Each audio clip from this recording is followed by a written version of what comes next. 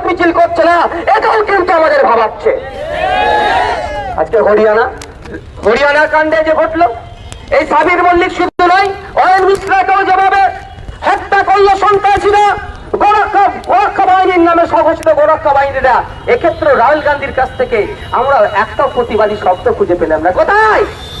আপনি আমি ভাবছি মোদীকে হারানোর জন্য দাঁড় করাতে হবে, কিন্তু যাকে ভাবছি মোদীকে হারানোর জন্য দাঁড় করাবো, তিনি তো মোদী বাবুর থেকেও কোনো অংশে মনে হয় কম যাচ্ছে না।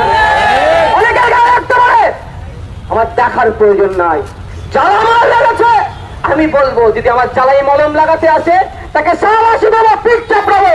আর না হলে আমার অয়ন মিশ্রার জন্য যে না কথা বলবে, আমার সাবির মল্লিকের জন্য যে না কথা বলবে, আমার প্রিয়তমার জন্য যে না কথা বলবে, আমার আনিসের জন্য যে না কথা বলবে, আমার আবু সিদ্দিকের জন্য যে না কথা বলবে, তাকে আমরা চিনি না।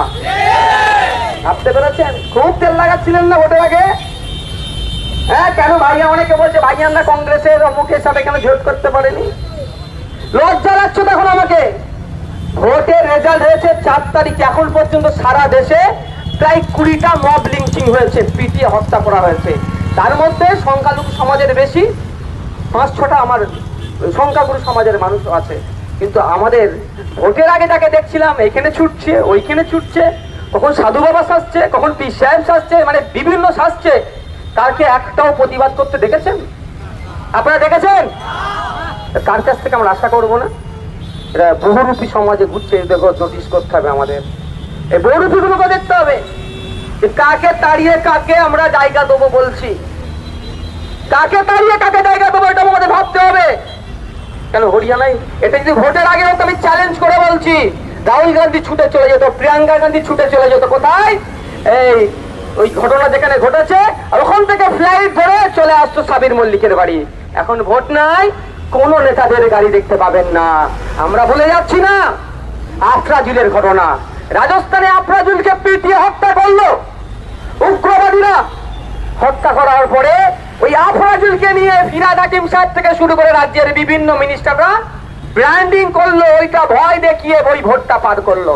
আপনারা জানেন, আজকের জায়গা থেকে আমি একটা দাবি তুলছি, মিডিয়ার বন্ধুদের বলবো, যার যেরকম ভাবে ক্ষমতা আছে আপনারাও দাবি তুলবেন। এই ঘটনায় যে সাবির মল্লিকের ঘটনার কেস কাভারেজ যে চলবে, এই দায়িত্বটা কি সরকার নেবে?